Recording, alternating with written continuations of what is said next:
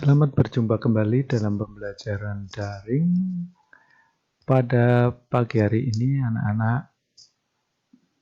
Pak Robert akan mengajak tentang belajar himpunan. Nah, untuk itu anak-anak bisa menyiapkan yaitu buku paket halaman 113 sampai dengan 121 nanti yang akan kita pelajari. Lalu juga sambil menyimak video, baik kalau anak-anak juga menyiapkan buku catatan sehingga hal-hal yang penting bisa untuk dicatat. Nah, itu ya anak-anak. Baik, kita siap. Kita akan belajar tentang apa itu konsep himpunan. Yang pertama, Pak Robert menampilkan dua buah kumpulan. Kumpulan yang kiri disebut sebagai kumpulan yang termasuk himpunan.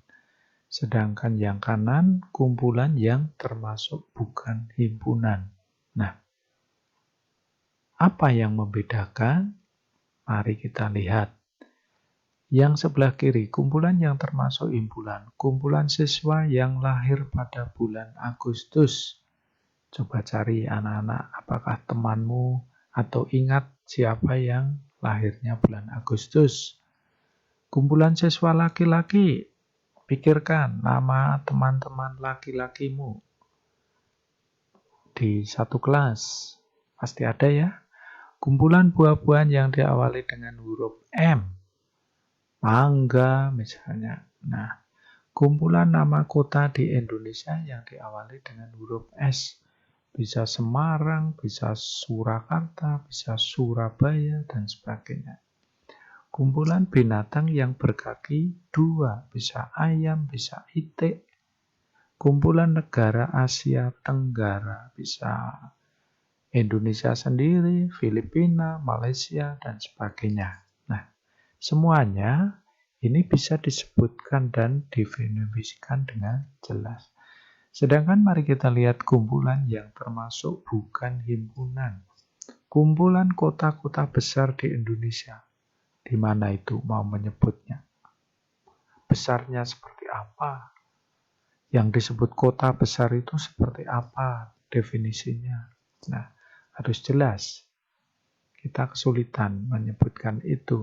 Kumpulan orang kaya, apalagi orang kaya di Indonesia itu siapa? Lalu kumpulan siswa yang pandai di sekolahmu. Pandainya seperti apa? Lalu definisinya apa? Kumpulan gunung yang tinggi di Indonesia. Tingginya seberapa? Lalu kumpulan pelajaran yang disenangi siswa. Mata pelajaran apa dan sebagainya. Dan yang terakhir kumpulan makanan yang lezat. Nah, artinya apa? Saya ambil contoh yang terakhir, kumpulan makanan yang lezat. Lezatnya itu seperti apa? Mungkin bagi Pak Robert lezat, enak. Tapi mungkin bagi kalian tidak, bisa jadi. Nah, ini relatif dalam cara memandang untuk semua kumpulan yang termasuk bukan himpunan. Nah, dari ini, maka yang membedakan adalah disebut sebagai himpunan itu jika, ini yang harus diperhatikan, kumpulan objek atau benda yang memiliki karakteristik yang sama atau ini didefinisikan dengan jelas. Nah, definisi dengan jelas. Di kumpulan yang bagian A tadi definisinya jelas dan bisa disebutkan satu persatu. Tapi di sini definisinya nggak jelas.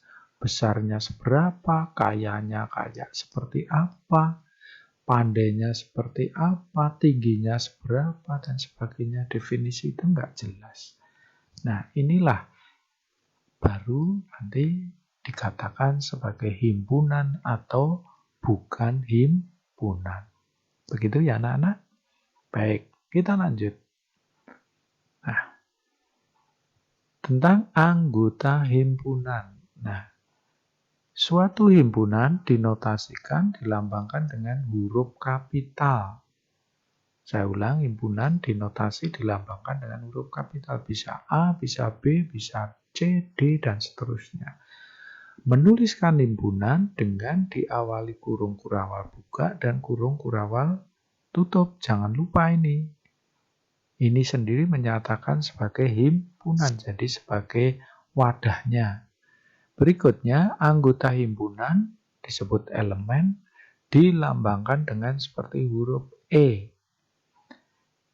Tapi juga bukan anggota atau bukan elemen dilambangkan dengan E yang dicoret.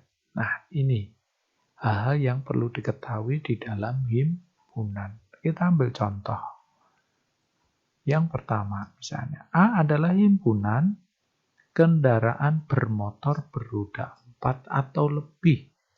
Bayangkan dulu anak-anak, kendaraan bermotor beroda 4 atau lebih. Sudah punya bayangan ya? Kita lihat, mobil. Mobil beroda 4. Maka dikatakan mobil adalah anggota himpunan A atau elemen dari A. Truk.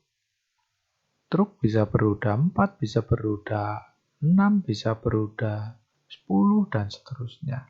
Ini juga masuk sebagai anggota himpunan A atau elemen daripada himpunan A. Lalu, sepeda motor bukan elemen A. Kenapa? Karena sepeda motor itu beroda 2. Meskipun sepeda motor sendiri adalah kendaraan bermotor. Jadi definisinya jelas ya. Baik, kita lanjut. Yang kedua yaitu menyatakan atau menyajikan himpunan. Nah, kita ambil contoh bahwa jika diketahui himpunan bilangan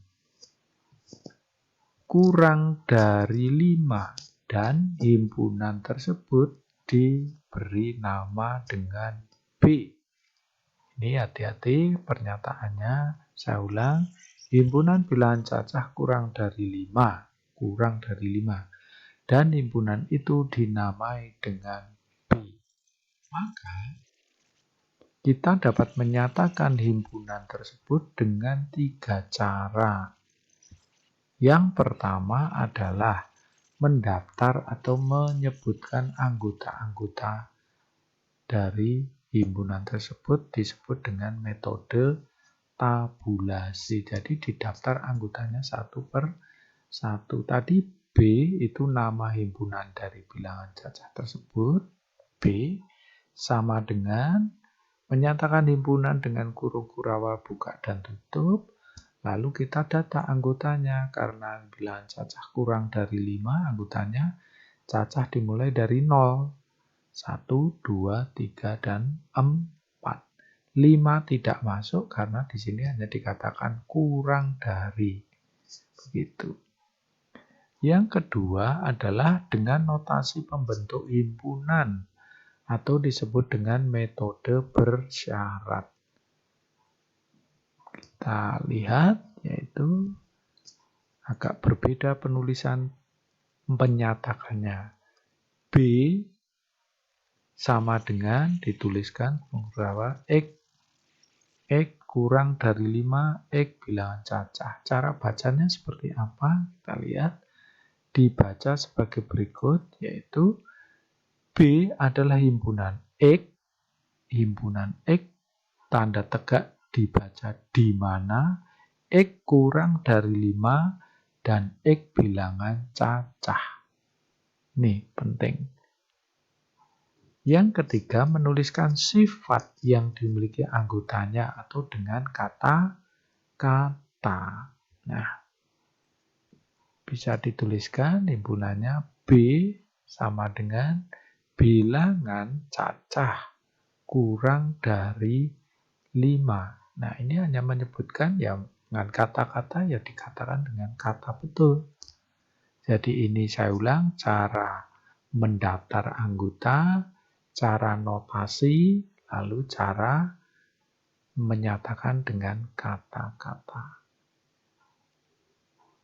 Itulah cara menyatakan himpunan.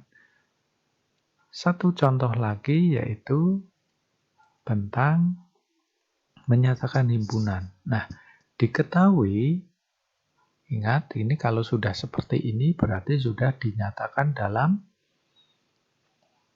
menyebutkan anggota-anggotanya. P himpunan anggotanya adalah 2, 4, 6, 8. Kalau sudah dinyatakan dengan kata-kata, dengan pendaftar anggotanya, berarti bisa dinyatakan dengan dua bentuk yang lain, yaitu yang pertama dengan notasi pembentuk himpunannya.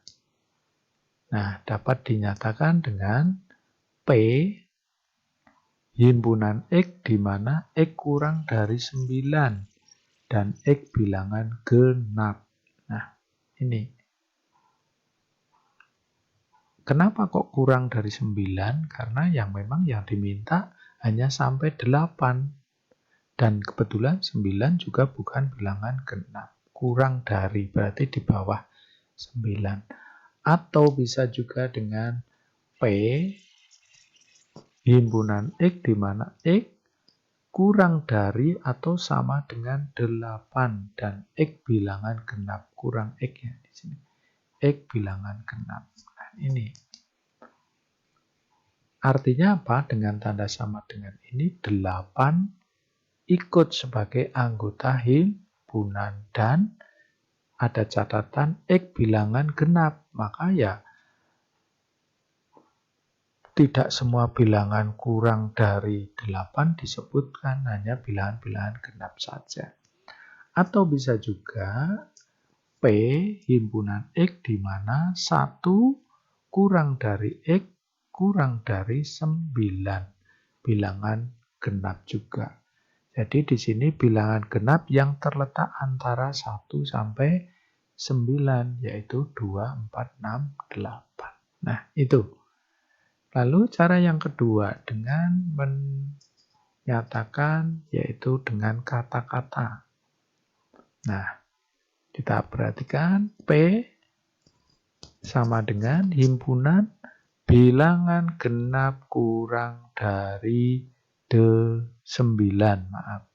Bilangan genap kurang dari 9. Atau bisa juga dinyatakan dengan P bilangan genap kurang dari atau sama dengan 8. Nah, kurang atau sama dengan 8. Inilah anak-anak cara menyatakan himpunan. Nah, hari ini kita sudah belajar tadi, saya ulang 1. Konsep himpunan, yang masuk himpunan dan bukan. Yang kedua adalah elemen dan bukan elemen. Dan yang ketiga adalah dengan menyatakan himpunan. Nah, ini anak-anak pembelajaran kita hari ini. Semoga apa yang Pak Robert sampaikan itu bisa diterima dengan baik dan jelas. Nah, selanjutnya anak-anak silahkan, Pak Robert sudah menyiapkan yaitu kuis. Nanti anak-anak mengerjakan di kuis untuk melihat apakah selama anak menyimak video ini atau belajar dari buku, anak-anak sudah memahami betul tentang konsep himpunan atau belum.